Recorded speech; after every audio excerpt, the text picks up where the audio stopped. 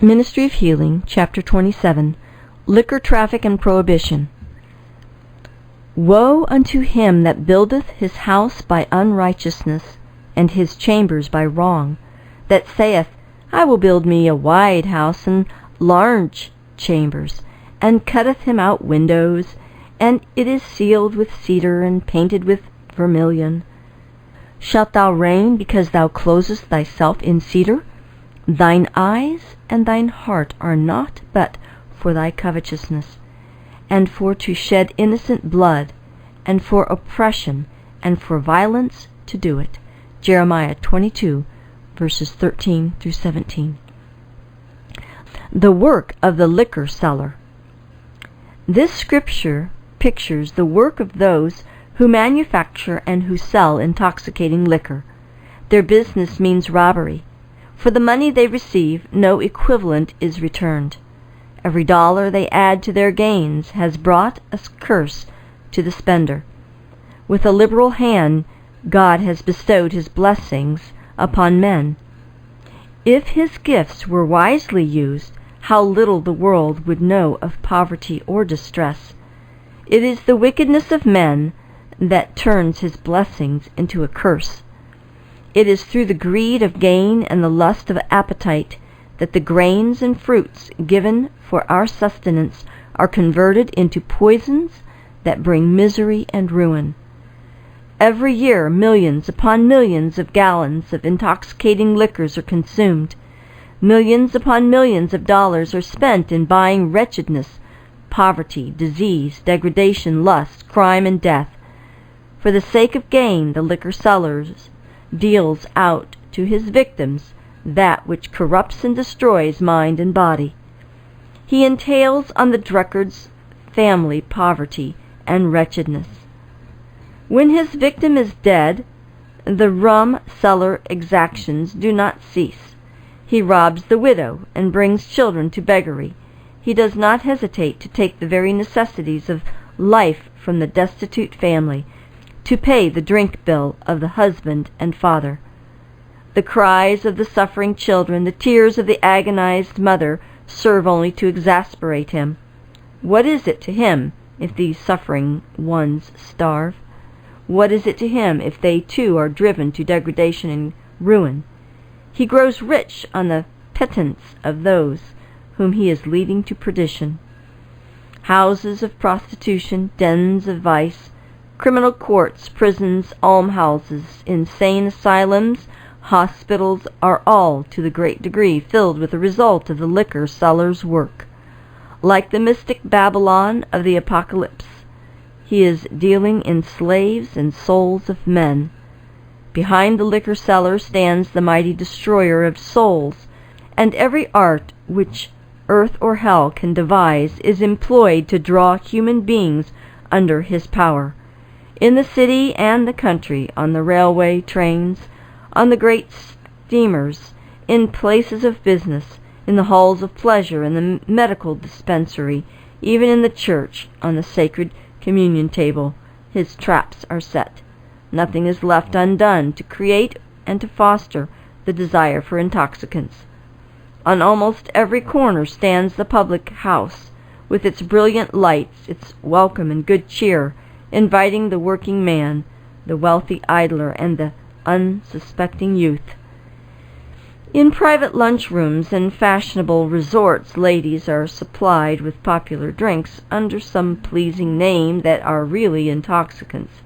For the sick and the exhausted, there are the widely advertised bitters, consisting largely of alcohol. To create the liquor appetite in little children, alcohol is introduced in confectionery. Such confectionery is sold in the shops, and by the gift of these candies the liquor seller entices children into his resorts.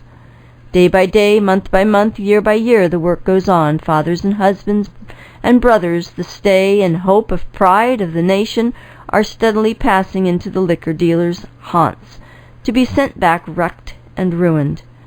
More terrible still, the curse is striking the very heart of the home. More and more women are forming the liquor habit. In many a household, little children, even in the innocence and helplessness of babyhood are in daily peril through the neglect, the abuse, the vileness of drunken mothers. Sons and daughters are growing up under the shadow of this terrible evil. What outlook for their future but that they will sink even lower than their parents? From so-called Christian lands the curse is carried to the regions of idolatry. The poor, ignorant savages are taught the use of liquor. Even among the heathen, men of intelligence recognize and protest against it as deadly poison, but in vain they have sought to protect their lands from its ravages. By civilized people, tobacco, liquor, and opium are forced upon the heathen nations. The ungoverned passions of the savage, stimulated by drink, drag him down to degradation before unknown, and it becomes an almost hopeless undertaking to send missionaries to these lands. Through their contact with peoples who should have given them a knowledge of God, the heathen are led into vices which are proving the destruction of whole tribes and races. And in the dark places of the earth, the men of civilized nations are hated because of this. The responsibility of the church. The liquor interest is a power in the world. It has on its side the combined strength of money, habit, appetite. Its power is felt even in the church. Men whose money has been made directly or indirectly in the liquor traffic are members of churches in good and regular standing. Many of them give liberally to popular charities. Their contributions help to support the enterprises of the church and to sustain its ministers. They command the consideration shown to the money power. Churches that accept such members are virtually sustaining the liquor traffic. Too often the minister has not the courage to stand for the right. He does not declare to his people what God has said concerning the work of the liquor seller. To speak plainly would mean the offending of his congregation, sacrifice of his popularity, and the loss of his salary. But above the tribunal of the church is the tribunal of God. He who declared to the first murderer, "The voice of thy brother's blood crieth unto me from the ground," Genesis 4 verse 10, will not accept for his altar the gifts of the liquor dealer. His anger is kindled against those who attempt to cover their guilt with a cloak of liberality. Their money is stained with blood. A curse is upon it. If thou forbear to deliver them that are drawn unto death, and those that are ready to be slain, if thou sayest, Behold, we know it not, doth not he that pondereth the heart consider it? And he that keepeth thy soul, doth he not know it? And shall he not render to every man according to his works? Proverbs 24, verses 11 and 12. Isaiah 1, verses 11 to 15. To what purpose is the multitude of your sacrifices unto me, saith the Lord? When ye come to appear before me, who hath required this at your hand to tread my courts? Bring no more vain oblation. When ye spread forth your hands, I will hide mine eyes from you. Yea, when ye make many prayers, I will not hear. Your hands are full of blood. Isaiah 1, verses 11 through 15. The drunkard is capable of better things. He has been entrusted with talents with which to honor God and bless the world, but his fellow men have laid a snare for his soul and built themselves up by his degradation. They have lived in luxury, while the poor victims whom they have robbed lived in poverty and wretchedness. But God will require for this at the hand of him who has helped to speed the drunkard on to ruin. He who rules in the heavens has not lost sight of the first cause or the last effect of drunkenness. He who has a care for the sparrow and clothes the grass of the field will not pass by those who have been formed in his own image, purchased with his own blood, and pay no heed to their cries. God marks all this wretchedness that perpetuates crime and misery. The world and the church may have approved for the man who has gained wealth by degrading the human soul. They may smile upon him by whom men are led down step by step in the path of shame and degradation, but God notes it all and renders a just judgment. The liquor seller may be termed by the world a good businessman, but the Lord says, Woe unto him! He will be charged with the hopelessness, the misery, the suffering brought into the world by the liquor traffic. He will have to answer for the want and woe of the mothers and children who have suffered for food and clothing and shelter, and who have buried all hope and joy. He will have to answer for the souls he has sent unprepared into eternity. And those who sustain the liquor seller in his work are sharers in his guilt. To them God says, "Your hands are full of blood." License laws. The licensing and liquor traffic is advocated by many as tending to restrict the drink evil, but the licensing of the traffic places it under the protection of law. The government sanctions its existence, and thus fosters the evil which it professes to restrict.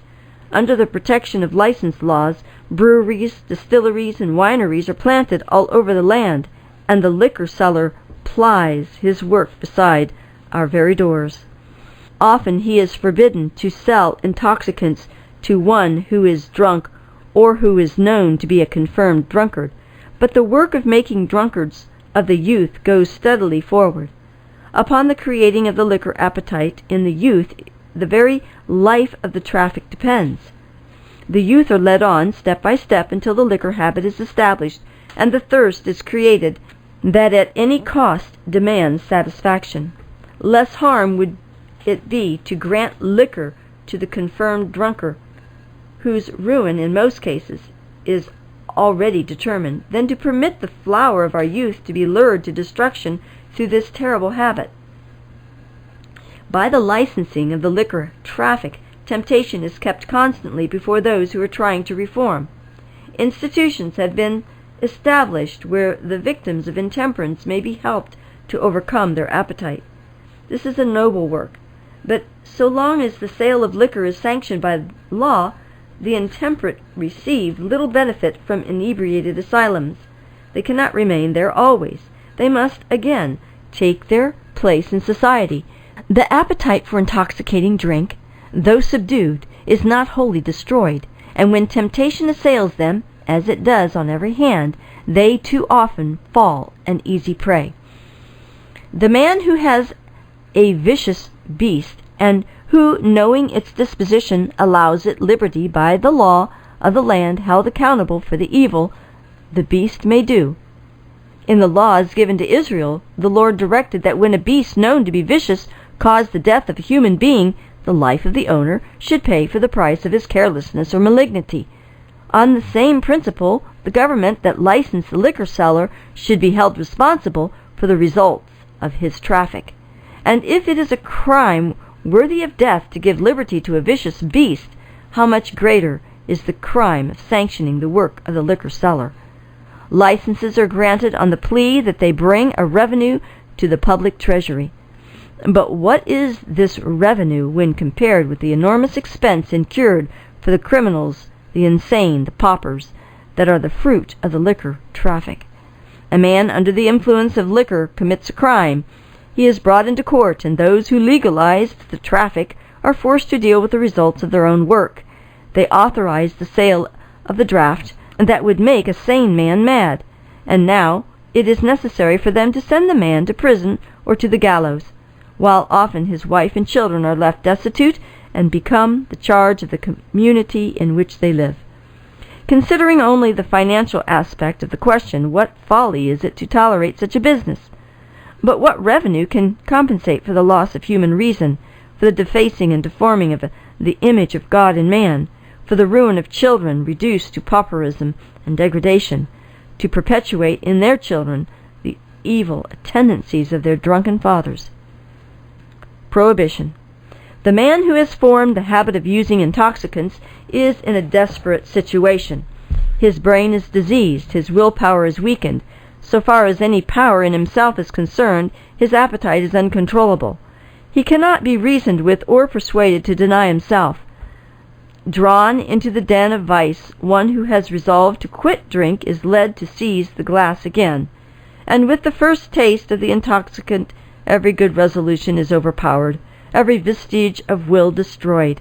One taste of the maddening draught, and all thought of its results has vanished. The heartbroken wife is forgotten. The debauched father no longer cares for his children are hungry and naked. By legalizing the traffic, the law gives its sanction to this downfall of the soul and refuses to stop the trade that fills the world with evil. Must this always continue? Will souls always have to struggle for victory with the door of temptation wide open before them? Must the curse of intemperance forever rest like a blight upon the civilized world? Must it continue to sweep every year like a devouring fire over thousands of happy homes? When a ship is wrecked in sight of shore, people do not idly look on. They risk their lives in the effort to rescue men and women from a watery grave. How much greater the demand for effort in rescuing them from the drunkard's fate. It is not the drunkard and his family alone who are imperiled by the work of the liquor seller, nor is the burden of taxation the chief evil which his traffic brings on the community. We are all woven together in the web of humanity. The evil that befalls any part of the great humanity brotherhood brings peril to all. Many a man who through love of gain or ease would have nothing to do with restricting the liquor traffic has found too late that the traffic had to do with him. He has seen his own children besotted and ruined. Lawlessness runs riot. Property is in danger. Life is unsafe. Accidents by sea and by land multiply. Disease that breed in the haunts of filth and wretchedness make their way to lordly and luxurious homes. Vices fostered by the children of debauchery and crime infect the sons and daughters of refined and cultured households. There is no man whose interests the liquor traffic does not imperil. There is no man who for his own safeguard should not set himself to destroy it. Above all other places having to do with secular interests only, legislative halls and courts of justice should be free from the curse of intemperance. Governors, senators, representatives, judges, men who enact and administer a nation's laws, men who hold in their hands the lives, the fair fame, the possessions of their fellows, should be men of strict temperance. Only thus can their minds be clear to discriminate between right and wrong. Only thus can they possess firmness of principle and wisdom to administer justice and to show mercy.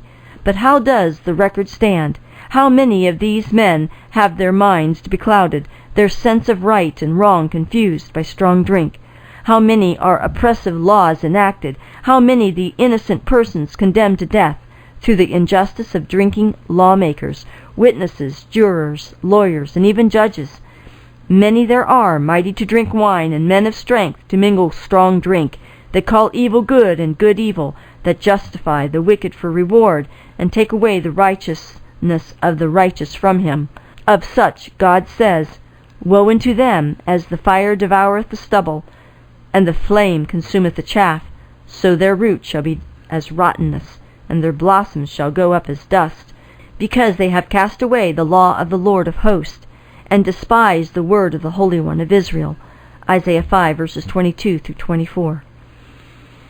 The honor of God, the stability of the nation, the well-being of the community, of the home, and of the individual demand that every possible effort be made in arousing the people to the evil of intemperance. Soon we shall see the result of this terrible evil as we do not see it now. Who will put forth a determined effort to stay the work of destruction?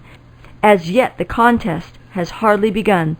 Let an army be formed to stop the sale of the drugged liquors that are making men mad. Let the dangers from the liquor traffic be made plain, and the public sentiments be created that shall demand its prohibition. Let the drink-maddened men be given an opportunity to escape from their thraldom. Let the voice of the nation demand of its lawmakers that a stop be put to this infamous traffic. If thou forbear to deliver them that are drawn into death, and those that are ready to be slain, if thou sayest, Behold, we know it not, doth not he that pondereth the heart consider it? And he that keepeth thy soul, doth not he know it? And what wilt thou say when he shall punish thee? Proverbs 24:11 and 12, and Jeremiah 13, verse 21.